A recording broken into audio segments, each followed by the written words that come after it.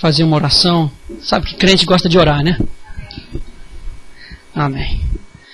Meu Deus, nós queremos te agradecer por essas aulas que nós tivemos hoje até agora.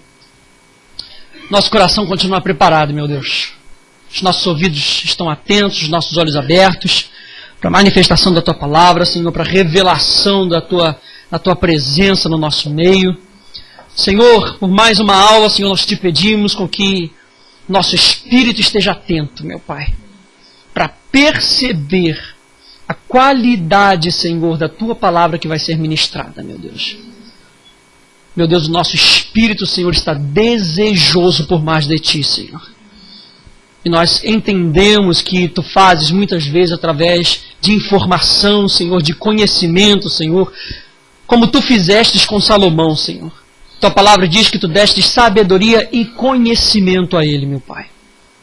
Em todas as coisas, que não houve homem mais sábio do que Salomão. Meu Pai, nós te pedimos o Teu espírito de sabedoria e entendimento para nos ajudar nessa noite.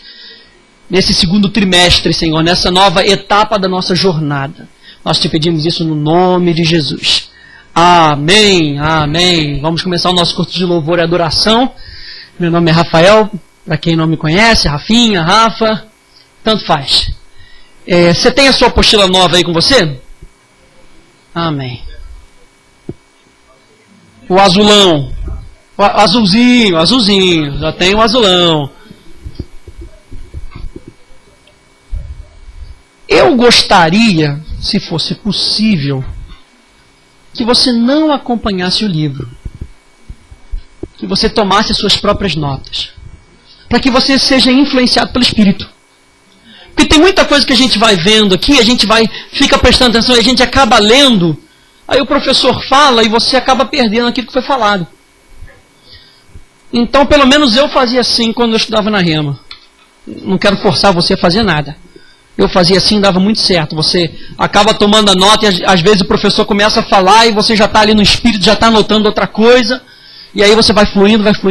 Então, vai tomando sua nota aí. A gente vai falar sobre louvor e adoração. Nós temos algumas aulas aí à frente. Nós mais do que dobramos a carga horária. Então você consegue ver, se você pegou o seu manual do primeiro trimestre, que existem algumas notas sobre louvor e adoração. Você pode ler. Você pode estudar por ali também, que ajuda bastante, mas é muito pouco para aquilo que nós vamos ver. A primeira coisa que eu quero ver com você trouxe sua Bíblia, hein? Isso é uma escola bíblica. Então você tem que trazer sua Bíblia. Abra lá comigo em Gênesis, capítulo 1.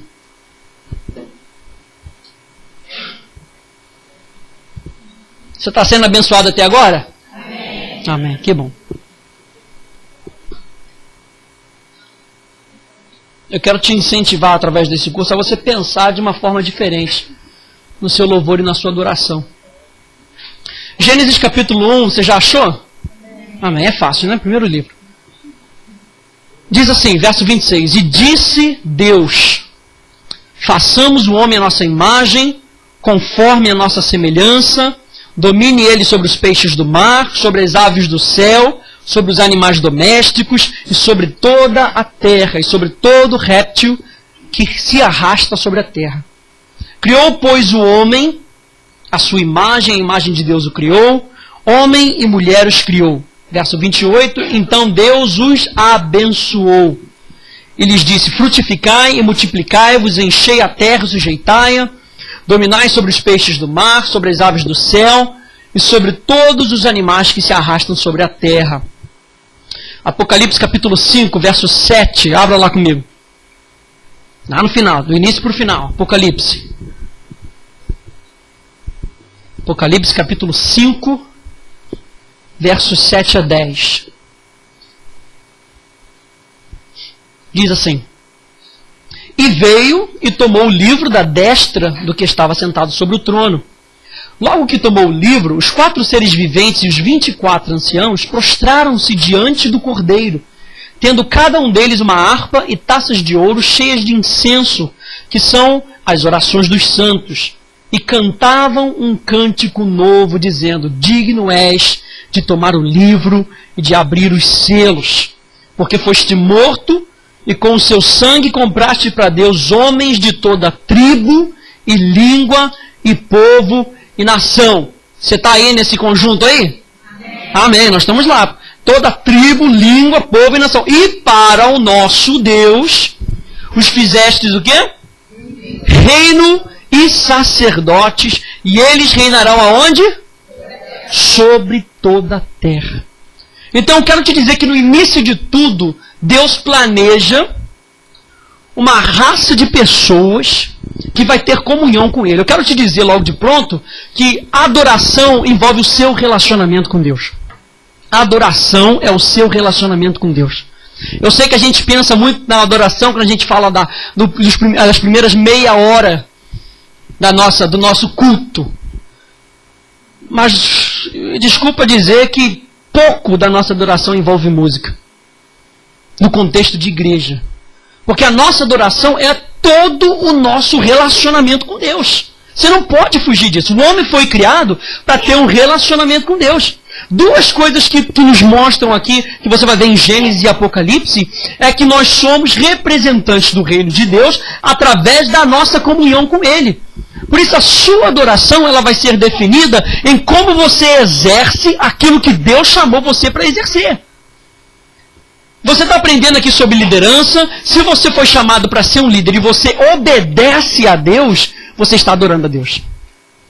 Se Deus manda você fazer alguma coisa, você ir a algum lugar, e você exerce essa obediência, você está adorando a Deus. Por causa do seu relacionamento com Deus. Como você se relaciona com Deus? Você já parou para pensar nisso ou você adora a Deus através do seu líder de adoração? Porque se você está fazendo assim, você está voltando para as práticas do Velho Testamento. Se você está adorando a Deus através do seu pastor, você está voltando às práticas do Velho Testamento. E nós sabemos que nós vivemos no Novo Testamento. E o Novo Testamento nos dá o direito de termos um relacionamento com Deus. Sabe uma coisa que eu fico pensando? É que muitas vezes, a gente não tem um relacionamento com Deus, nós, indivíduos, e nós só conseguimos ter um relacionamento com Deus através de uma outra pessoa. Certo? E aí a gente critica os católicos. Não, porque eles adoram a Maria. E o meio deles chegarem até Jesus é através dos ídolos. Quantos ídolos nós temos na nossa vida? Você já parou para pensar? Eu gosto de pensar, gente. Eu não sei se você gosta de pensar ou se você só segue aquilo que os outros dizem. Eu gosto de pensar. A Bíblia diz que nós temos que entregar para Ele o nosso culto racional. E eu vou desafiar você muito aqui a pensar. Porque eu vou desafiar muito a sua tradição e a sua religiosidade com relação à adoração. Porque não dá, gente. Não dá para a gente viver nos padrões antigos. Não dá para a gente viver com odres antigos, odres velhos. Deus quer derramar vinho novo, mas Ele não pode derramar vinho novo em odres velhos. Porque senão os dois se perdem. O seu domínio foi dado para que você exerça autoridade. A nossa adoração nos capacita a servir e a estabelecer o reino de Deus. Tudo o que você faz para servir a Deus e estabelecer o reino de Deus é a sua adoração. É isso o que Deus espera de você. A sua vida na palavra é a sua vida de adoração.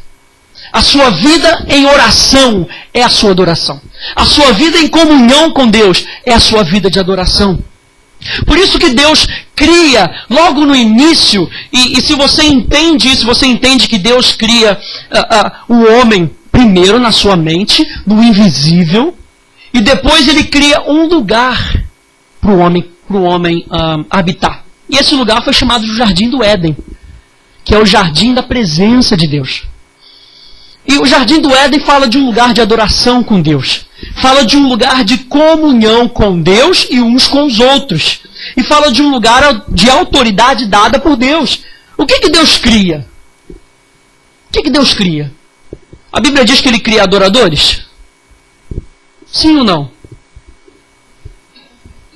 Não, Ele cria filhos. Um da mesma espécie.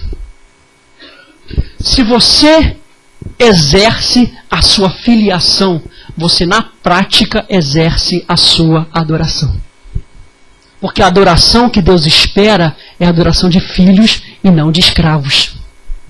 No reino das trevas, você era um escravo. Você não tinha nada mais para fazer a não ser pecar. Mesmo que você quisesse fazer alguma coisa boa, alguma coisa certa e alguma coisa justa, você não iria conseguir. Porque você é escravo do pecado. O pecado determinava aonde você ia, o que você comia, o que você falava e o que você pensava. Mas vem Jesus e nos redime da morte eterna, da doença, do fracasso. E Ele nos traz para o reino do Filho do seu amor.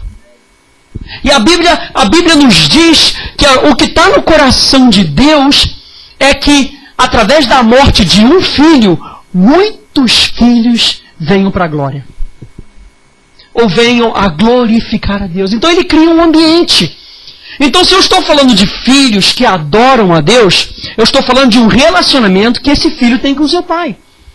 Eu não sei como é que é o seu relacionamento com meu pai. O meu relacionamento com meu pai é muito bom. Eu posso chegar quando eu quiser e brincar com ele. Eu posso chegar e falar com ele. Eu não preciso ficar pedindo permissão. Às vezes ele me dá uma bronca, coisa e tal. Sabe como é que é, né? A gente não é perfeito. Mas há um relacionamento. Eu não preciso chamar ele de Senhor. Né? Eu chamo ele de Pai. Eu chamo ele pelo primeiro nome. Como é que é o seu relacionamento com Deus? Eu ouvi outro dia o Fragalho falando aqui que ele estava falando do relacionamento, que ele redescobriu o relacionamento com o Pai. Redescobriu. Como é que é o seu relacionamento com Deus? Será que é através de tradições? Será que é através de regras? Será que você cria a sua própria regra para você se encontrar com Deus? Não, eu preciso orar 5 minutos, depois eu jejuo por 30 minutos, depois eu oro por mais 10 minutos, oro em línguas por 59 minutos, depois eu ajoelho, eu levanto minhas mãos, canto 5 corinhos da harpa, e aí o negócio começa a ficar. Eu começo no reteté, vou pulando e vou falando em língua de glória, e vou chegar. Aí Deus aparece. Não! A gente que cria esse ritual. Mas no jardim do Éden não existia um ritual, existia um relacionamento. Essa é a diferença. Essa é a diferença da nossa adoração. No jardim do Éden não havia um ritual. Existia um relacionamento. E o plano original de Deus foi o de criar uma família para si, cujos filhos seriam a manifestação da natureza do Pai. Você tem a natureza de Deus para que você tenha comunhão com Deus. Você crê nisso? Então está na hora da gente começar a exercitar. Qual foi o objetivo final de Deus na criação? 2. Por que Deus criou o homem? Ele criou uma raça de seres que pudesse evidenciar o sobrenatural. Quando Deus criou o homem, Ele criou uma raça de seres que pudesse revelar o sobrenatural. Você, como homem, como mulher de Deus, deve revelar o sobrenatural. E aí você entende, se você entende isso, você entende que é fé. Fé é o quê? É certeza das coisas que se esperam, a convicção de fatos que não se veem. Peraí, ela não se vê, mas pela fé ela é vista. Então o que eu faço através da fé? Eu evidencio aquilo que as pessoas não conseguem ver. Nós temos uma música aqui que nós cantamos: fé é evidência de coisas invisíveis. Estou crescendo em fé. Estou crescendo. Quantos advogados eu tenho aqui no meu meio? 1. Ok, 2, 3, 4. Legal. Eu gosto desse exemplo. Por isso que eu uso toda vez. Se eu vou à corte, eu vou a juízo, só que eu sou inocente. Então eu vou contratar um advogado para me defender. O que você tem que apresentar para me defender? provas, evidências, fato. Então, fé é a evidência de que o sobrenatural existe. A sua fé não é para você. A sua fé é para que outros vejam que o sobrenatural governa o natural. De que você não vive segundo as regras desse mundo. Você foi criado para evidenciar o sobrenatural. A sua adoração envolve fé. Nós vamos tratar disso mais para frente. Envolve fé. Na sua adoração você evidencia o seu relacionamento com Deus. Sabe por quê? Muitas vezes eu fico pensando que o mundo não vem à igreja porque o mundo está esperando um relacionamento com Deus que a igreja não consegue mostrar. Não consegue mostrar. Por quê? Porque nós estamos falando de tradição, nós estamos falando de religião. 7 passos para nós nos achegarmos para Deus. 5 passos para nós adorarmos a Deus. Gente, se relaciona com Deus. Vive o seu relacionamento com Deus. Vive, aproveita e saiba discernir quando o Espírito está se movimentando e siga o Espírito. Assim como Moisés, Senhor, se a tua presença não for, eu não vou. Porque você tem que seguir as coisas do Espírito. A segunda coisa é que Deus criou seres capazes de receber a mesma natureza dele. Você é o próprio amor andando sobre a terra. Não tem esse negócio de você não consegue amar. Essa coisa de você não conseguir amar é Velho Testamento. Amarás a teu Deus de todo o teu coração. Se no teu coração não tivesse amor, você não podia amar ninguém. Mas no Novo Testamento, você tem que amar como Jesus amou. Acabou. É um novo padrão. É uma nova evidência. Deus criou você para você ter um relacionamento. Deus é amor. E amor precisa se dar. E aí ele cria uma raça de seres que pudesse receber o seu amor. Está vendo como é que é o tipo de relacionamento que você tem que ter com Deus? Você recebe o seu amor. Mas se você tem a natureza de Deus, você também tem que dar amor. Isso evidencia a sua natureza doadora. Nós não pagamos dízimo. Nós não pagamos oferta. Nós celebramos a nossa vitória. Nós damos. Porque se você for ver segundo Abraão deu o dízimo depois que ele pegou o despojo. Ele não deu antes. Ele deu depois. Ele deu em agradecimento ao sacerdote que deu a ele pão, que é a palavra, e vinho, a revelação da palavra. É natural. Quem mandou Abraão dar? Quem mandou Abraão dar? Ninguém. Foi o que ele sentiu no seu coração. Eu vou dar. Amém. Glória a Deus. Pum. E deu. É o relacionamento que ele tinha com Deus. E aí você sabe que o homem pecou e que o homem foi expulso do jardim do Éden.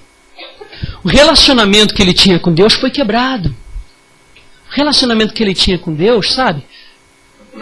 Acabou naquele momento aquela facilidade que ele tinha. Porque a gente... Vamos pensar de novo. A gente sempre fala que depois que Adão pecou, que é impossível alguém ter um relacionamento com Deus. Porque o espírito está morto. Certo? Não é isso que a gente fala? Agora, como é que Abraão podia ter um relacionamento com Deus? Ele também não era da linhagem de Adão? E Enoque? E Davi? Davi era o mesmo caso, gente. Ainda não havia chegado à cruz. Então Davi tinha a natureza de Adão. Como é que Davi podia ser chamado um homem segundo o coração de Deus? A diferença é que Adão tinha uma facilidade para se relacionar com Deus. Enquanto que Abraão e Moisés e Davi, eles tinham que lutar para vencer a barreira do pecado. Mas eles conseguiram. Eles conseguiram. E aí Jesus veio para trazer uma nova realidade, um novo relacionamento com o homem. Onde a palavra de Deus diz que os nossos pecados já foram perdoados e as nossas iniquidades já foram perdoadas. Agora nós podemos ter o mesmo tipo de relacionamento que Adão tinha antes da serpente e antes da árvore. Apenas quando o homem está espiritualmente ligado em um relacionamento com o seu Criador, que ele consegue funcionar como Deus planejou. A distância do relacionamento deveria ser reparada. Através da redenção, os nossos pecados são perdoados. Mas presta atenção, é através da adoração que Deus volta a ter intimidade com o homem. Quantos aqui já foram redimidos? Quantos aqui já foram perdoados? Quantos aqui já foram salvos? Amém. Mas a adoração é algo que você tem que decidir. A adoração é algo que você tem que decidir. Eu quero ter relacionamento com Deus. Porque, gente, você lembra daqueles 10 leprosos? Quantos voltaram? Por que ele voltou? Porque ele decidiu. Porque ele escolheu. A adoração, gente, também envolve a nossa vontade. Eu creio que a adoração faz parte da nova natureza. Eu creio. Se você pegar qualquer cidadão britânico e você vir a rainha passando, você vai ver que a postura deles muda.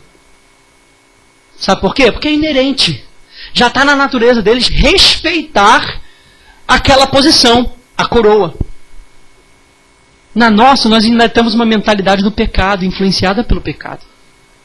Nós fomos transformados, o nosso espírito foi transformado. Mas a nossa mente precisa ser o quê? Renovada cada dia. Eu preciso escolher. Sabe, eu fico às vezes olhando pessoas que foram salvas, pessoas que foram redimidas, pessoas que foram transformadas pela revelação da palavra no respeito à salvação, e que às vezes vêm para cá para um culto e não sabem o que fazer. Não sabem o que fazer. Chega na hora do louvor, ela não sabe o que fazer. Chega na hora da palavra, ela não sabe como responder. Chega na hora da oferta, ela não sabe o que fazer. Por que isso? O Espírito Santo me falou uma vez. Eu estava num culto aqui de quinta-feira, o Espírito Santo me parou no meio do culto e falou, preste atenção. E aí nós estávamos naquele cânticos espirituais, pá, de repente eu parei. Quando eu parei, a igreja parou. Aí o Espírito Santo me falou, eles não sabem o que fazer se não for através do homem. Não tem uma intimidade pessoal comigo. Os líderes de adoração estão ali na frente justamente para conduzir aquilo que você está liberando ali na frente. Não é para dizer para você o que você tem que fazer. A Bíblia diz que ali para a igreja de Corinto que um tem uma palavra, o outro fala em línguas, o outro interpreta, mas tem que haver o quê? Ordem. Os ministros de adoração estão ali para colocar ordem na sua adoração, na adoração corporativa, naquilo que você vai liberar. Porque você está liberando, ela está liberando, ela está liberando. Então a gente tem que liberar todo mundo junto. O que aconteceu quando Salomão construiu o templo? O que a Bíblia diz? Que eles estavam o quê? Em unidade, eles eram um. E eles proclamavam, o Senhor é bom, o Senhor é bom. Todos a uma só voz, liberando uma atmosfera, liberando uma glória, liberando uma dimensão diferente. Por que tem que ser diferente aqui do que em casa? É claro que existem os níveis. Você não vai chegar em público e bater cabeça no chão, né? Uivar. Se você quiser fazer isso em casa, isso aí é você e Deus. Se os seus vizinhos vão reclamar, eu não sei. Mas você tem essa liberdade. Num culto público, há de haver uma ordem. Então o líder de adoração, ele está ali para te ajudar a você liberar aquilo que você precisa liberar para que Deus se manifeste. E aonde está Deus? Aonde?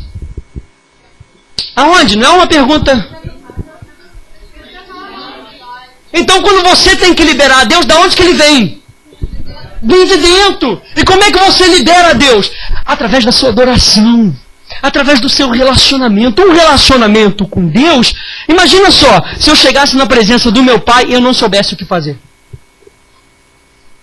Que adoração que eu vou dar para ele? Adoração, gente, é um estilo de vida. não é um estilo metódico. É um estilo contínuo. A adoração é medida pelo valor ou importância que nós colocamos em algo. A adoração demanda a atenção da nossa vida. Você não consegue adorar algo sem esta tomar alguma coisa da sua vida. Por isso é que Deus pede o seu coração. Para que a sua adoração seja focada totalmente nele. Você lembra daquela mulher samaritana? João capítulo 4. João capítulo 4, verso 18 diz assim. Jesus encontrou aquela mulher, né? E ele vai e ele desafia aquela mulher. Porque 5 maridos já tiveste. E esse que agora tens não é teu marido. Isto dissestes com verdade. O que isso quer dizer?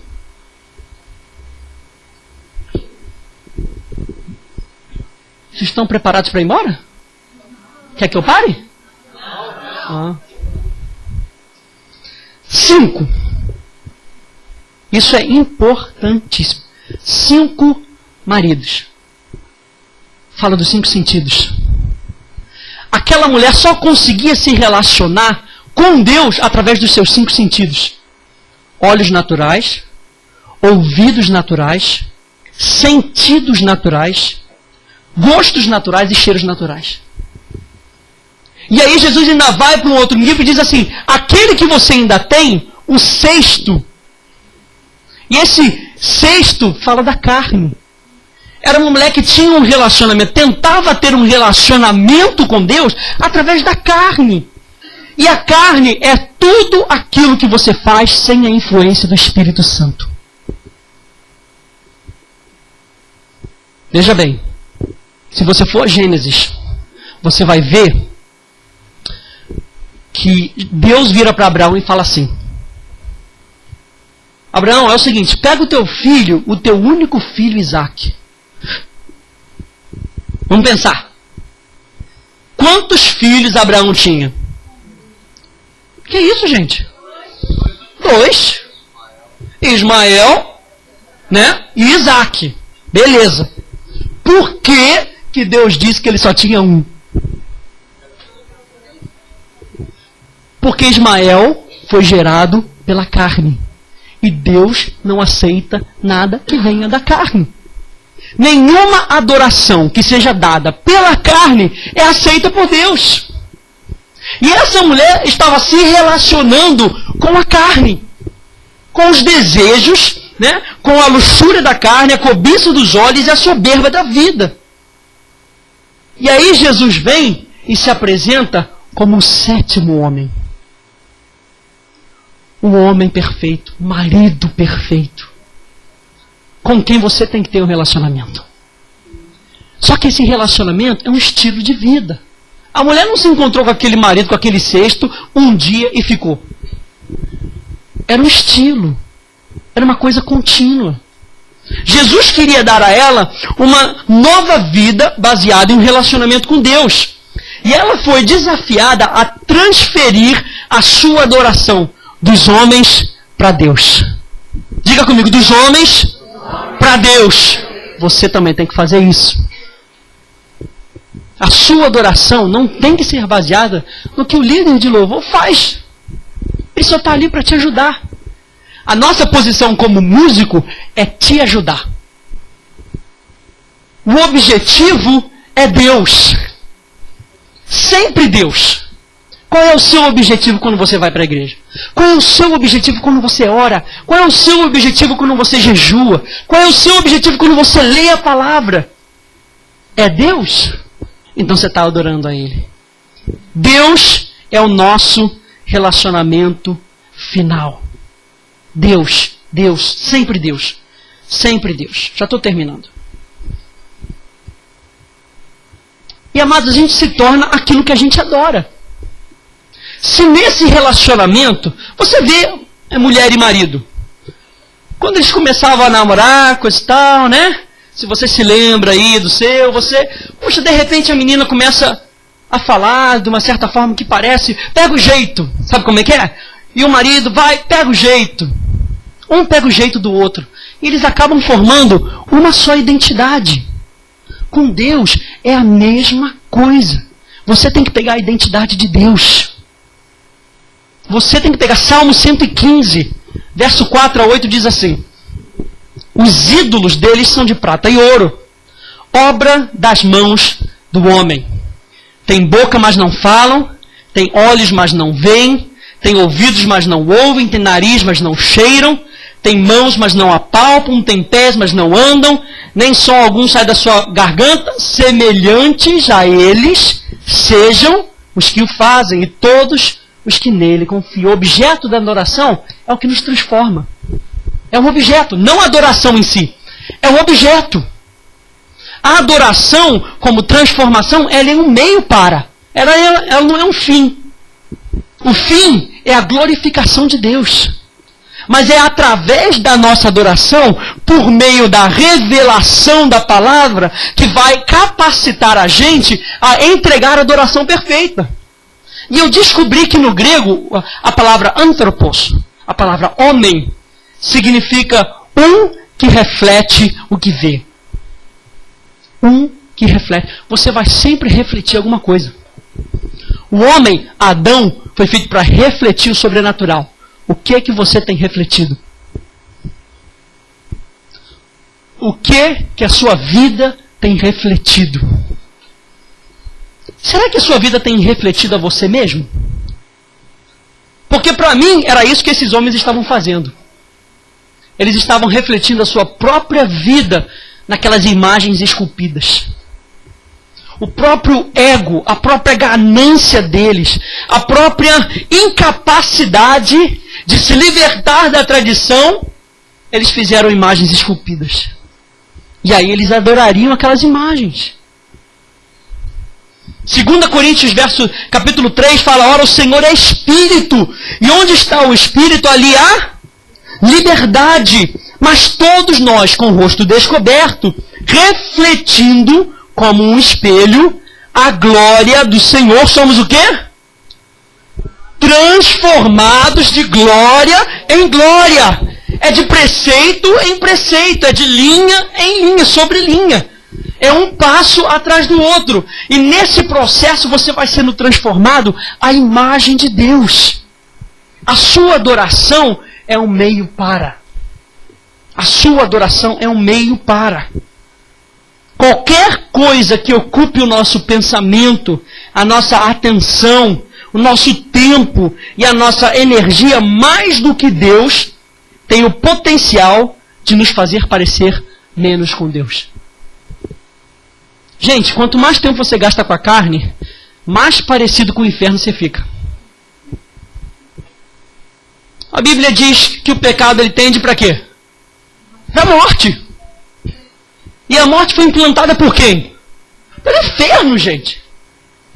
O objetivo do diabo era justamente quebrar a sua comunhão com Deus. E toda vez que você dá atenção à carne, você vai mais um pouquinho para o lado de lá. Toda vez que você dá atenção para as coisas do Espírito, mais parecido com Deus você se torna. Mais parecido com Deus você se torna. Adoração, a adoração ela transforma igrejas. Ela transforma nações. Ela transforma casas. Por isso que no seu relacionamento com Deus, eu digo para você que você pode mudar a sua casa. Você pode mudar a sua casa. Você não precisa viver cantando, adoração, cantar. Não! É o seu estilo de vida que vai transformar a sua casa. É o nosso estilo de vida como igreja que vai mudar o nosso bairro. Aquilo que nós fazemos. Não somente aquilo que nós professamos. Nós temos que parar de pensar que somente aquilo que nós professamos dá resultado. É apenas uma maneira. Você professa, você renova a sua mente, você transforma o seu coração. Para quê? Para você fazer. Fé é evidência. E a sua adoração vai pedir fé. Vai pedir fé. Só para eu terminar esse exemplo. Aquela mulher que chega para Jesus e diz: Jesus, filho de Davi, a minha filha está lá endemoninhada. Jesus nem dá bola para ela. E aí os discípulos viram para Jesus e falam assim, mestre, você quer que a gente enxote ela? Jesus vira para os discípulos e fala, não. Vocês não estão entendendo. Eu não vim para aqueles que são salvos. Eu vim por causa dos perdidos. Mas aí eu não entendi. Então por que se ele veio para os perdidos, por que ele não atendeu aquela mulher? Mas aí você entende que logo depois aquela mulher muda de atitude. Ela reconhece em si mesma como uma perdida, porque ela estava ali perto. Eu preciso de salvação também. Então ela se ajoelha como num ato de adoração e adora a Deus. Jesus, eu preciso. E aí Jesus atende. Jesus ouve e vira para ele e fala assim, mas espera aí, a mesa são para os da casa, são para os filhos. Eu comecei dizendo que Deus criou o quê? Filhos. E aí Jesus vira e fala o quê? A mesa é para quem? Para os filhos, para os da casa. Aí ela novamente muda de atitude. Ela deixa de se ajoelhar e ela age em fé. Mas Senhor, até os cachorrinhos comem da tua mesa, comem das migalhas da tua mesa. Aí aquilo ali mexeu com Jesus, ele não conseguiu ficar parado. Então eu digo que só a sua adoração, só o seu relacionamento com Deus também não vai afetar, ele vai afetar a sua vida. Mas se você pegar essa sua adoração e começar a se movimentar segundo a palavra de Deus, ou seja, com base no seu relacionamento, você começa a agir e andar pelo Espírito, evidenciando o fruto do Espírito, se movendo e evidenciando o sobrenatural, a sua casa vai ser transformada. A sua casa vai ser transformada. A sua igreja vai ser transformada. É o poder da adoração, gente. É o poder da transformação, de nós nos tornarmos igual àquele a quem nós adoramos. Amém? Boa noite.